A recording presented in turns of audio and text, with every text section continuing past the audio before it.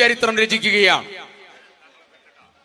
ആദരണീയനായ പാണക്കാട് സയ്യിദ് സാദിഖ് അലി ശിഹാബ് തങ്ങൾ, പ്രിയപ്പെട്ട പ്രതിപക്ഷ ഉപനേതാവ് ആദരണീയനായ പി.കെ. കുഞ്ഞാലിക്കുട്ടി സാഹിബ്, കെ.പി.സി.സിയുടെ പ്രസിഡന്റ് ശ്രീ കെ. സുധാകരൻ MP ഉൾപ്പെടെ എല്ലാവരുടെയും സാന്നിധ്യം ഈ മുട്ടിൽ പൊതുയോഗത്തെ, പ്രിയപ്പെട്ട പ്രിയങ്ക ഗാന്ധിയുടെ തെരഞ്ഞെടുപ്പ് പൊതുയോഗത്തെ ആവേശഭരിതമാക്കിയിരിക്കുകയാണ്. നമ്മളെല്ലാവരും കൈവീശി പ്രിയങ്ക ഗാന്ധിയെ അഭിവാദ്യം ചെയ്യുകയാണ്. ആവേശത്തോടുകൂടി ഈ മുട്ടിൽ ടൗൺ പ്രിയങ്ക ഗാന്ധിയെ അഭിവാദ്യം ചെയ്യുകയാണ്. ചരിത്രം സൃഷ്ടിക്കാൻ, ജനാധിപത്യത്തിന്റെ ഉത്സവമാക്കി തെരഞ്ഞെടുപ്പിനെ മാറ്റാൻ മുട്ടിൽ തടിച്ചുകൂടിയ മുഴുവൻ ആളുകളെയും അഭിവാദ്യം ചെയ്തുകൊണ്ട് ഏറെ ആദരണീയയായ പ്രിയങ്ക ഗാന്ധിയെ സംസാരിക്കാൻ ക്ഷണിക്കുന്നു. ആദരപൂർവ്വം ക്ഷണിക്കുകയാണ്.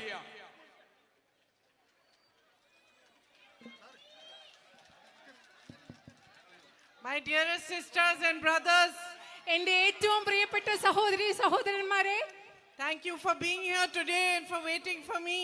ഇവിടെ നിങ്ങൾ വന്ന് എനിക്ക് വേണ്ടി കാത്തുനിന്നതിന് ഞാൻ നിങ്ങളോട് നന്ദി പറയുകയാണ്. Thank you for all the love that you are giving me. Every single place I go in Wayanad, I am received with love and affection. നിങ്ങൾ ഞാൻ വയനാട്ടിൽ ഏത് സ്ഥലത്ത് പോവുകയാണെങ്കിലും നിങ്ങൾ ഒരുപാട് സ്നേഹത്തോടു കൂടി ഇഷ്ടത്തോടു കൂടിയാണ് എന്നെ സ്വീകരിക്കുന്നത്. അതിനുവേണ്ടി ഞാൻ നിങ്ങളോട് നന്ദി പറയുകയാണ്. Now I realize how much you love my brother Rahul. ഇപ്പൊ എനിക്ക് മനസ്സിലാവുന്നുണ്ട് നിങ്ങൾ എത്രമാത്രം എൻ്റെ സഹോദരൻ രാഹുലിനെ സ്നേഹിക്കുന്നുണ്ടെന്ന് ഇപ്പോഴെനിക്ക് മനസ്സിലാകുന്നുണ്ട്. He loves you very much as well. അദ്ദേഹവും നിങ്ങളെ വളരെയധികം സ്നേഹിക്കുന്നുണ്ട്. Every day he calls me and asks me how are things.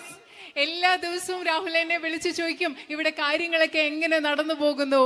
And next thing he says is, aren't the people of Wayanad sweet? എപ്പോഴും അദ്ദേഹനോട് ചോദിക്കുന്ന ഒരു കാര്യമാണ്, അടുത്ത് ചോദിക്കുന്ന കാര്യമാണ്, വയനാട്ടിലെ ആളുകൾ നല്ല മനോഹരരായ ആളുകളല്ലേ എന്നാണ് അദ്ദേഹം എന്നോട് എന്നും വിളിച്ച് ചോദിക്കുന്നത്.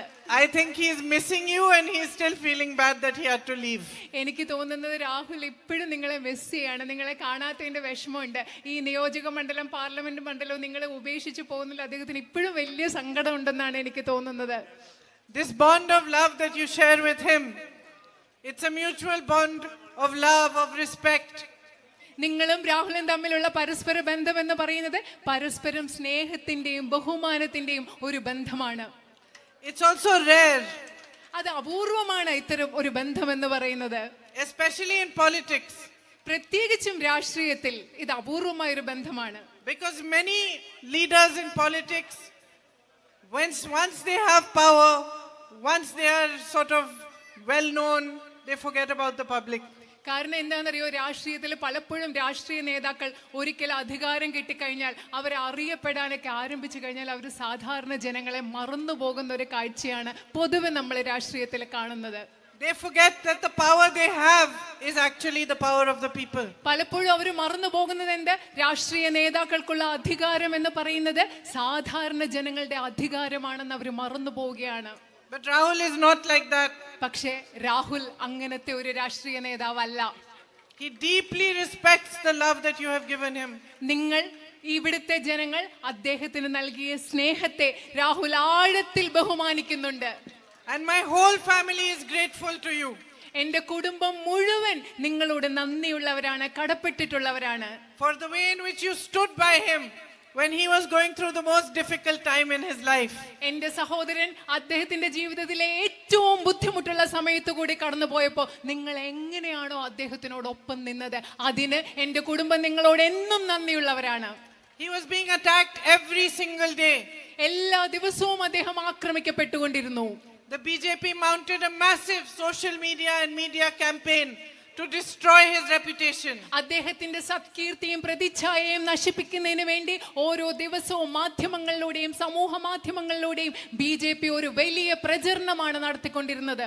But I am proud to say, my sisters and brothers of Wayanad, that it was you who first recognized the truth. പക്ഷേ എൻ്റെ വയനാട്ടിലെ സഹോദരി സഹോദരന്മാരെ, എനിക്ക് അഭിമാനത്തോടു കൂടി പറയാൻ സാധിക്കും, എൻ്റെ സഹോദരൻ രാഹുലിലെ സത്യം ആദ്യമായി തിരിച്ചറിഞ്ഞത് ഇവിടെയുള്ള നിങ്ങളാണെന്ന്.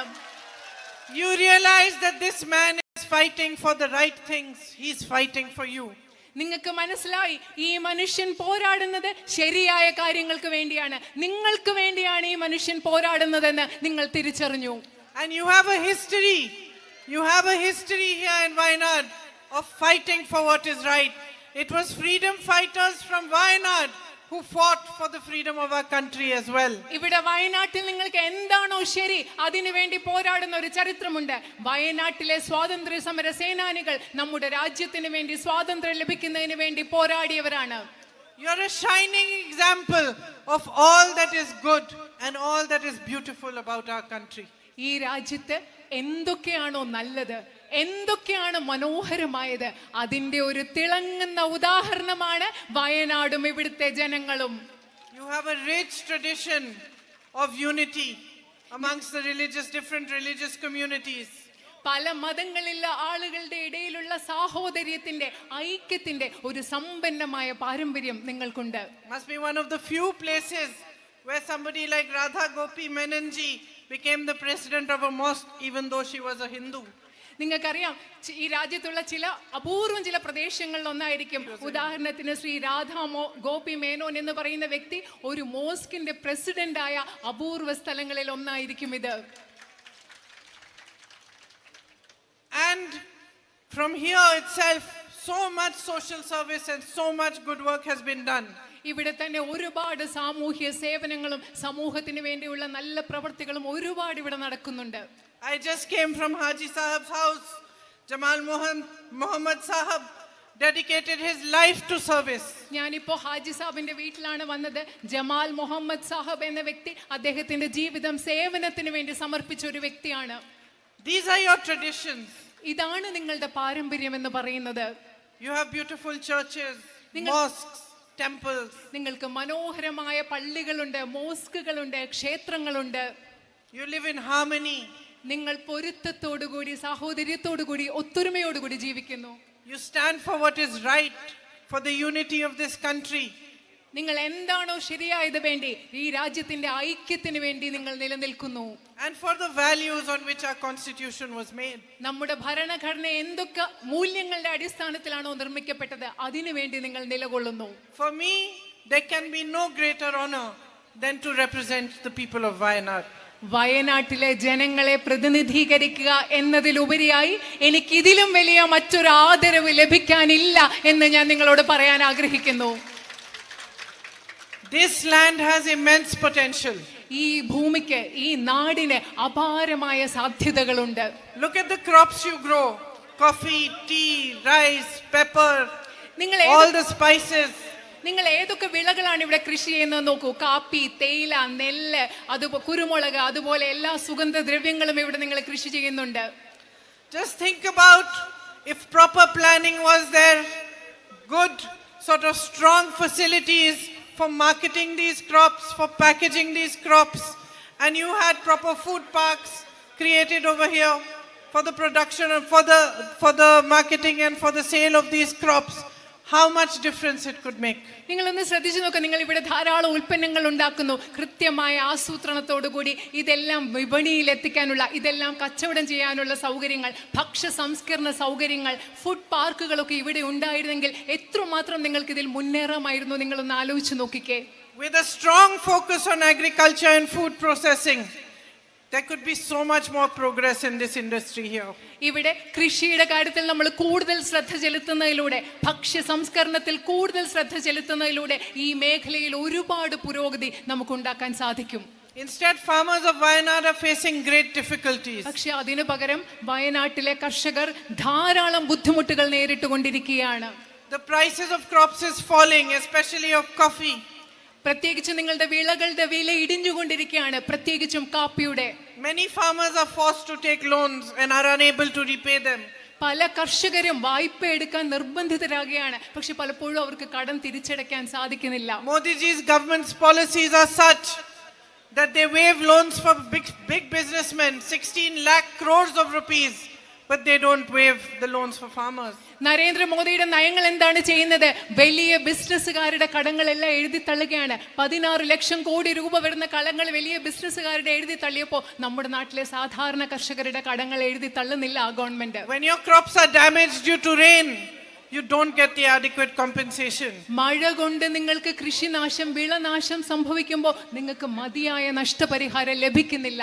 And through the area where I have been passing today, the man-animal conflict is an immense issue. ഇന്ന് ഞാൻ വന്നുകൊണ്ടിരുന്ന വഴിയിൽ ഞാൻ പ്രദേശത്ത് കൂടി വരികയായിരുന്നു. എവിടെയാണോ മനുഷ്യ വന്യജീവി സംഘർഷം എന്ന് പറയുന്നത് ഒരു വലിയ പ്രശ്നമാണ്. This morning I met a lady whose husband had been trampled by an elephant. ഒരു കാട്ടാനയാൽ കൊല ചെയ്യപ്പെട്ട മനുഷ്യന്റെ ഭാര്യയെ, ആ സ്ത്രീയെ ഞാൻ ഇന്ന് കണ്ടു. I am beginning to understand the extent of the crop loss and the loss of lives that is happening due to the man-animal conflict. മനുഷ്യ വന്യജീവി സംഘർഷം മൂലം നിങ്ങൾക്ക് എത്രമാത്രം വിളനാശം ഉണ്ടാകുന്നു, അതുപോലെ എത്രമാത്രം മനുഷ്യജീവൻ നഷ്ടപ്പെടുന്നു, ഇതിന്റെ എല്ലാം വ്യാപ്തി ഞാൻ മനസ്സിലാക്കി തുടങ്ങുകയാണ്. And it is a problem for which we will have to find a solution together. നമ്മൾ ഒരുമിച്ച് പരിഹാരം കണ്ടെത്തേണ്ട ഒരു പ്രശ്നമാണിത്. That lady told me that when her husband was injured, she took him to the hospital in Mananthavadi and they referred him to Kozhikode. ആ സ്ത്രീ എന്നോട് പറഞ്ഞ എന്താണെന്നറിയോ, അദ്ദേഹത്തിന്റെ ഭർത്താവിന് മുറിവേറ്റപ്പോൾ അവിടെ മാനന്തവാടിയിലുള്ള ആശുപത്രി കൊണ്ടുപോയി. പക്ഷെ അവിടെ നിന്ന് കോഴിക്കോട് മെഡിക്കൽ കോളേജിൽ കൊണ്ടുപോകാൻ പറഞ്ഞു. But by the time she reached Kozhikode, he had already passed away. പക്ഷേ അവർ കോഴിക്കോട് ആശുപത്രിയിൽ എത്തുന്ന സമയം കൊണ്ട് ആ മനുഷ്യൻ മരിച്ചുപോയി. Her daughter held my hand and said, the only thing we really need is the medical college. എൻ്റെ കൈ പിടിച്ചുകൊണ്ട് അവരുടെ മകൾ എന്നോട് പറഞ്ഞു, ഞങ്ങൾക്കിവിടെ വയനാട്ടിൽ അത്യാവശ്യമായി വേണ്ട ഏറ്റവും പ്രധാനപ്പെട്ട കാര്യം എന്ന് പറയുന്നത് മെഡിക്കൽ കോളേജാണ്. I stopped on the way and met some timber laborers. ഞാൻ അവിടെ വരുന്ന വഴിയിലെ കുറച്ച് തൊഴിലാളികളെ അവിടെ കണ്ടു, തടിയുമായിട്ട് ബന്ധപ്പെട്ട് പണി ചെയ്യുന്നവർ. I asked them, what is the biggest problem you are facing? ഞാൻ അവരോട് ചോദിച്ചു, നിങ്ങൾ നേരിടുന്ന ഏറ്റവും വലിയ പ്രശ്നം എന്താണ്? And they immediately said, we want a medical college. അവരെന്നോട് പെട്ടെന്ന് പറഞ്ഞ മറുപടി ഇതാണ്, ഞങ്ങൾക്കൊരു മെഡിക്കൽ കോളേജ് വേണം. Before I came here, a lady who I have worked with for many years, who's a nun, a sister in the Mother Teresa's missions, she called me. She said, I am from Wayanad, and all I am asking you, Priyanka, is that if you go there, you must fight for the medical college. ഞാൻ ഇവിടെ വരുന്നതിന് മുമ്പ് mother തെരേസയുടെ സന്യാസ സമൂഹത്തിൽ എന്നോടൊപ്പം ജോലി ചെയ്ത ഒരു സിസ്റ്റർ, ഒരു കന്യാസ്ത്രീയായ സിസ്റ്റർ എന്നെ വിളിച്ചു. ഞാൻ ആ സിസ്റ്ററിനെ കണ്ടപ്പോൾ എന്നോട് പറഞ്ഞു, പ്രിയങ്ക, നിങ്ങൾ വയനാട്ടിൽ പോവുകയാണെങ്കിൽ നിങ്ങൾ പോരാടേണ്ടത് ഒരു കാര്യത്തിന് വേണ്ടിയാണ്, അത് അവിടുത്തെ മെഡിക്കൽ കോളേജിന് വേണ്ടിയാണ്. I know that my brother has put pressure on the government and he has raised your voice again and again for this. In fact, it is because of the pressure he put that the status of the existing hospital was changed to medical college and a new board was put there. But unfortunately, the facilities have still not been given. എനിക്കറിയാം എൻ്റെ സഹോദരൻ, നിങ്ങൾക്കൊരു medical college ഉണ്ടാകുന്നതിന് വേണ്ടി ഒരുപാട് സമ്മർദ്ദം ഗവൺമെന്റിന്റെ മേൽ ചെലുത്തിയിട്ടുണ്ട്. അദ്ദേഹത്തിന്റെ ശ്രമഫലമായിട്ടാണ് അവിടെയുള്ള ഇപ്പോഴുള്ള ആശുപത്രിയിൽ മെഡിക്കൽ കോളേജ് എന്നൊരു ബോർഡ് വെച്ചത്. പക്ഷേ ദൗർഭാഗ്യകരമെന്ന് പറയട്ടെ, മെഡിക്കൽ കോളേജ് എന്നൊരു ബോർഡ് വെച്ചതല്ലാതെ മെഡിക്കൽ കോളേജിന് വേണ്ട ഒരു സൗകര്യങ്ങളും ഇതുവരെ അവിടെ ലഭ്യമാക്കിയിട്ടില്ല. So it's very, very important for all of us to fight together to get this medical college to start properly and to give you all the facilities that you deserve. അതുകൊണ്ട് നമ്മൾക്കിത് വളരെ പ്രധാനപ്പെട്ടതാണ്. നമുക്ക് ഒരുമിച്ച് ഇവിടുത്തെ മെഡിക്കൽ കോളേജിന് വേണ്ടി പോരാടണം. നിങ്ങൾക്ക് വേണ്ട സൗകര്യങ്ങൾ അവിടെ ഉണ്ടാകാൻ വേണ്ടി നമുക്ക് ഒരുമിച്ച് പോരാടേണ്ടത് വളരെ പ്രധാനപ്പെട്ടതാണ്. It's a very, very difficult situation. I can understand that if a family member falls sick, you don't have adequate facilities in the area. And then if you have to take him somewhere else, there is a night ban or night traffic ban and you are not allowed to move at certain times of the night. നിങ്ങൾക്കറിയാം, എനിക്ക് മനസ്സിലാക്കാൻ പറ്റും. നിങ്ങളുടെ വീട്ടിൽ ആർക്കെങ്കിലും ഒരു അസുഖം വന്നു, നിങ്ങൾക്ക് ആശുപത്രിയിൽ കൊണ്ടുപോകാൻ പറ്റില്ല, കാരണം ഇവിടെ മെഡിക്കൽ കോളേജും അതിൻ്റെ വേണ്ട സൗകര്യങ്ങളില്ല. നിങ്ങൾക്ക് അവിടെ ദൂരെ എവിടെയെങ്കിലും ആളിനെ ചികിത്സയ്ക്ക് കൊണ്ടുപോകാൻ പറ്റുമെങ്കിൽ എന്താ പറ്റുന്നത്? രാത്രി യാത്രാ നിരോധനം കാണും. രാത്രിയിൽ ചില സമയത്ത് നിങ്ങൾക്ക് യാത്ര ചെയ്യാനും പറ്റുന്നില്ല. I can completely understand, my sisters. If somebody is pregnant and there's a complication and you need a proper hospital and you cannot even travel to reach it, what fear that must be embedding inside you. How it must be troubling you that if somebody falls really sick, what do you do? എനിക്കറിയാൻ പറ്റും എൻ്റെ സഹോദരിമാർ, ആരെങ്കിലും ഗർഭിണിയായിട്ട് ഒരാൾ വീട്ടിലുണ്ട്, കുറച്ച് സങ്കീർണമായ പ്രശ്നങ്ങളുണ്ട്, നിങ്ങൾക്കൊരു ആശുപത്രിയിൽ കൊണ്ടുപോകണം, പക്ഷെ ആശുപത്രിയിൽ കൊണ്ടുപോകാൻ സാധിക്കില്ല. എന്തുമാത്രം പേടി ഉണ്ടായിരിക്കും മനസ്സിൽ ആ സമയത്ത്. അതുപോലെ വീട്ടിൽ ആർക്കെങ്കിലും അസുഖം വന്ന് ആശുപത്രിയിൽ കൊണ്ടുപോകാൻ പറ്റാത്തപ്പോൾ നിങ്ങൾക്ക് എന്തൊക്കെ ബുദ്ധിമുട്ടുണ്ടാവും എന്ന് എനിക്ക് കൃത്യമായി മനസ്സിലാക്കാൻ സാധിക്കും. And I understand that this problem of health facilities is worst in the tribal areas. എനിക്ക് പറയാം, ഈ ആരോഗ്യ പരിരക്ഷ, ആരോഗ്യ സംവിധാനങ്ങളുടെ പ്രശ്നം എന്ന് പറയുന്നത് നിങ്ങളുടെ ആദിവാസി മേഖലകളിൽ ഇതിലും പരിതാപകരമായ അവസ്ഥയാണെന്ന് എനിക്കറിയാം. There is already so much poverty and so much difficulty, and on top of that even the primary health care centers are not fully functional. നിങ്ങൾക്കറിയാം, ആ പ്രദേശങ്ങളിൽ ഒരുപാട് ദാരിദ്ര്യമുണ്ട്, അതിൻ്റെ കൂടെ ഒരുപാട് ബുദ്ധിമുട്ടുകളുണ്ട്. അതൊന്നുമല്ല, അവിടെ പ്രാഥമിക ആരോഗ്യ സംവിധാനങ്ങൾ പോലും നന്നായി പ്രവർത്തിക്കുന്നില്ല. Under the Congress government, the Manrega program was started and it provided jobs for those who were the poorest of the poor.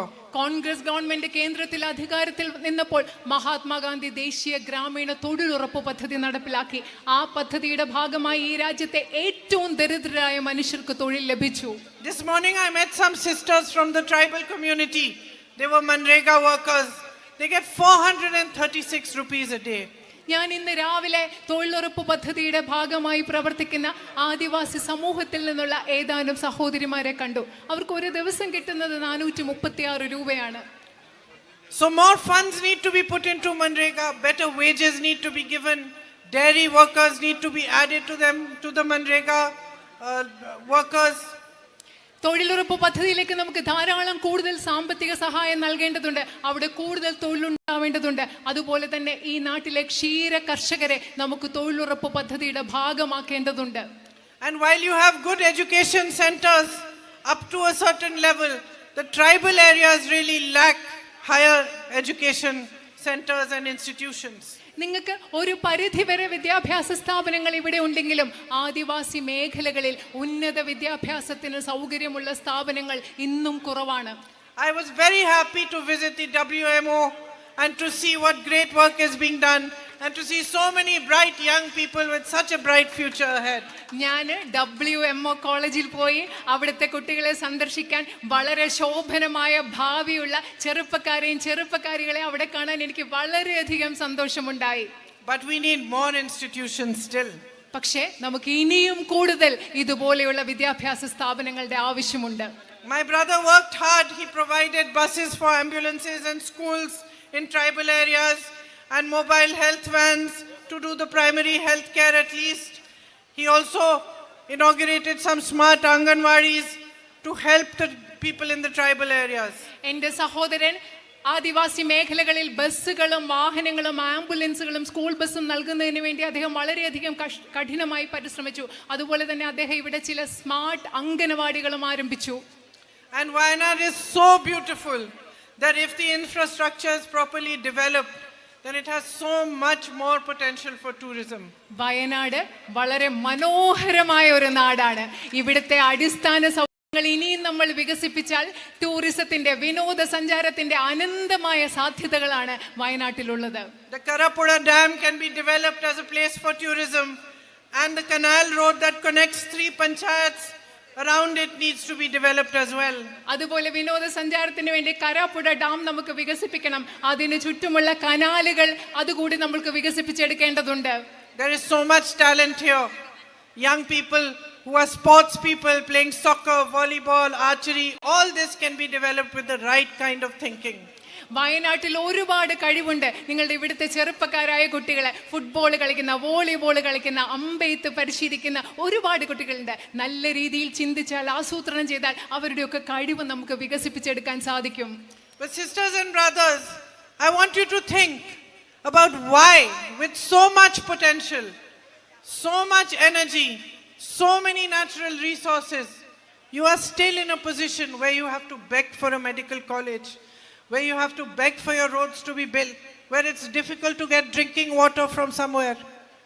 എൻ്റെ സഹോദരി സഹോദരന്മാരെ, ഞാൻ നിങ്ങളോട് ചിന്തിക്കാൻ ആവശ്യപ്പെടുകയാണ്. ഇവിടെ ഇത്രയും കഴിവുണ്ട്, ഇവിടെ ഇത്രയും സാധ്യതകളുണ്ട്, ഇവിടെ ഇത്രയും പ്രകൃതി വിഭവങ്ങളുണ്ട്. പക്ഷേ എന്തുകൊണ്ടാണ് വയനാട്ടുകാരായ നിങ്ങൾക്ക് ഇന്നും ഒരു മെഡിക്കൽ കോളേജിന് വേണ്ടി, ഒരു മെച്ചപ്പെട്ട വിദ്യാഭ്യാസ സ്ഥാപനങ്ങൾക്ക് വേണ്ടി, മെച്ചപ്പെട്ട റോഡുകൾക്ക് വേണ്ടി നിങ്ങൾക്ക് ഇന്നും എന്തുകൊണ്ടാണ് യാചിക്കേണ്ടി വരുന്നത്?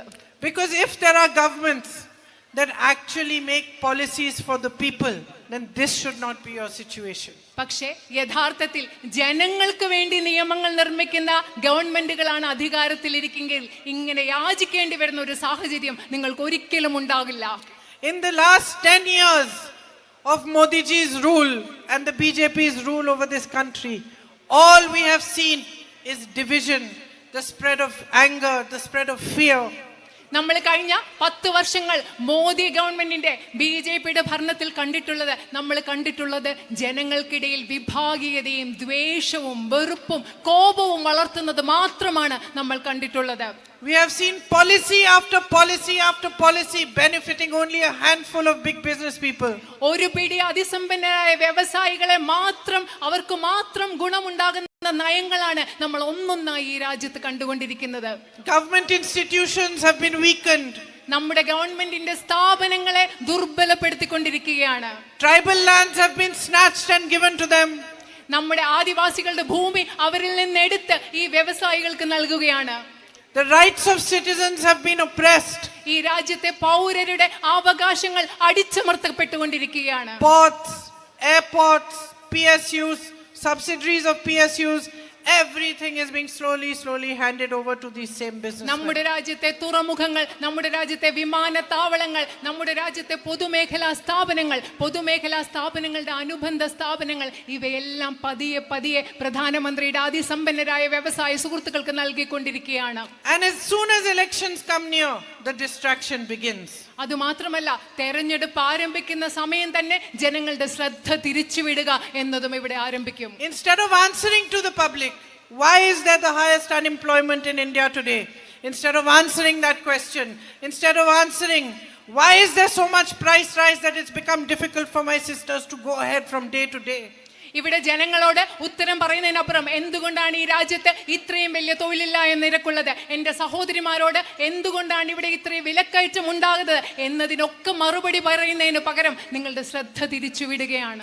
Instead of discussing why so many young people who are well educated see no future for themselves because there are no jobs available, ഇവിടെ ഈ രാജ്യത്ത് ഒരുപാട് ചെറുപ്പക്കാരുണ്ട്. നല്ല വിദ്യാഭ്യാസം കിട്ടിയ ചെറുപ്പക്കാർക്ക് എന്തുകൊണ്ട് അവർക്ക് വേണ്ടി ഒരു ഭാവി കാണാൻ പറ്റുന്നില്ല എന്ന് ചർച്ച ചെയ്യുന്നതിന് പകരം, instead of addressing the problems of small businesses, shopkeepers, the kind of GST taxes they have to give, ഇപ്പൊ ചെറുകിട വ്യവസായികളുടെ, ചെറുകിട കച്ചവടക്കാരുടെ ഒക്കെ പ്രശ്നങ്ങൾ, അവർക്ക് കൊടുക്കേണ്ടി വരുന്ന GST, ചരക്ക് സേവന നികുതി, ഇതിനെ പറ്റിയുള്ള പ്രശ്നങ്ങൾ, അതിന് ഉത്തരം പറയുന്നതിന് പകരം, as soon as elections are coming, the entire discussion in the media, the entire discussion amongst the BJP politicians is a discussion that spreads fear and spreads hatred amongst people. ഈ വിഷയങ്ങളെല്ലാം ചർച്ച ചെയ്യുന്നതിന് പകരം ഈ രാജ്യത്ത് തെരഞ്ഞെടുപ്പ് വരുമ്പോൾ മാധ്യമങ്ങൾക്കിടയിൽ, അതുപോലെ തന്നെ BJPയുടെ രാഷ്ട്രീയക്കാരുടെ ഇടയിലുള്ള ചർച്ച മുഴുവൻ ഈ രാജ്യത്ത് എങ്ങനെ ഭയം പരത്താം, ഈ രാജ്യത്ത് എങ്ങനെ വിദ്വേഷം പരത്താം എന്നതിനെ കുറിച്ച് മാത്രമാണ് അവരുടെ ചർച്ച. And remember what I am saying to you, sisters and brothers. The only people who benefit from your division are the people who are in power today. എന്റെ പ്രിയപ്പെട്ട സഹോദരന്മാരെ, നിങ്ങളൊന്ന് ഓർക്കുക, നിങ്ങളുടെ ഇടയിൽ വിഭജനം സൃഷ്ടിച്ച് നിങ്ങളുടെ ഇടയിൽ ഭിന്നിപ്പുണ്ടാക്കുന്നതിൽ നിന്ന് ഗുണമുണ്ടാവുന്നത് അധികാരത്തിൽ ഇന്നിരിക്കുന്നവർക്ക് മാത്രമാണ് എന്നുള്ളത് നിങ്ങൾ മറക്കാതിരിക്കുക. And the only reason they divide you, they put fear into your hearts, they put anger into your hearts, they put hatred into your hearts, is so that they can stay in power no matter what. എന്ത് സംഭവിച്ചാലും അധികാരത്തിൽ ഇരിക്കുന്നതിന് വേണ്ടിയാണ് നിങ്ങളുടെ മനസ്സുകളിൽ വിദ്വേഷം നിറയ്ക്കുന്നത്, നിങ്ങളുടെ മനസ്സുകളിൽ ഭിന്നത നിറയ്ക്കുന്നത്, നിങ്ങളുടെ മനസ്സുകളിൽ ഭയം നിറയ്ക്കുന്നത് അവർക്ക് എന്തു വിധേനയും അധികാരത്തിൽ ഇരിക്കാൻ വേണ്ടി മാത്രമാണെന്ന് നിങ്ങൾ ഓർക്കുക. Everything is seen from those eyes. അധികാരത്തിന്റെ ആ കണ്ണുകളിൽ കൂടി മാത്രമാണ് അവരെല്ലാറ്റിനെയും കാണുന്നത്. Even terrible natural disasters like the one that happened here in Wayanad a few months ago. കുറച്ച് മാസങ്ങൾക്ക് മുമ്പ് വയനാട്ടിൽ നടന്ന ഇത്രയും ദുരന്തം നിറഞ്ഞ ഒരു പ്രകൃതി ദുരന്തത്തെ പോലും അവർ ആ കണ്ണുകളിൽ കൂടെയാണ് കാണുന്നത്. Where hundreds of people were swept away. നൂറുകണക്കിന് ആളുകൾ ആ ദുരന്തത്തിൽ ഒലിച്ചുപോയി.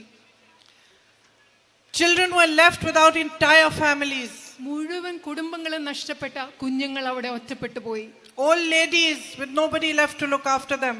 വയസ്സായ സ്ത്രീകള്, അവരെ നോക്കാൻ ആരുമില്ലാതെ വയസ്സായ സ്ത്രീകൾ ഒറ്റയ്ക്കായി പോയി. Young boys and girls who had lost their sisters, brothers, mother, father, everybody. സഹോദരിമാരെ, സഹോദരന്മാരെ, അച്ഛന്മാരെ, അമ്മമാരെ നഷ്ടപ്പെട്ട ചെറുപ്പക്കാരായ ചെറിയ ആൺകുട്ടികളും പെൺകുട്ടികളും. The Prime Minister came, he visited Wayanad. പ്രധാനമന്ത്രി ഇവിടെ വന്നു, അദ്ദേഹം വയനാട് സന്ദർശിച്ചു. He saw their pain with his own eyes. സ്വന്തം കണ്ണുകൾ കൊണ്ട് ആ മനുഷ്യരുടെ വേദന അദ്ദേഹം കണ്ടു. But he still has not sent the funds for their പക്ഷേ compensation. ഇന്ന് വരെ നിങ്ങൾക്ക് വേണ്ട നഷ്ടപരിഹാരത്തിന് വേണ്ട സാമ്പത്തിക സഹായം അദ്ദേഹം നൽകിയിട്ടില്ല.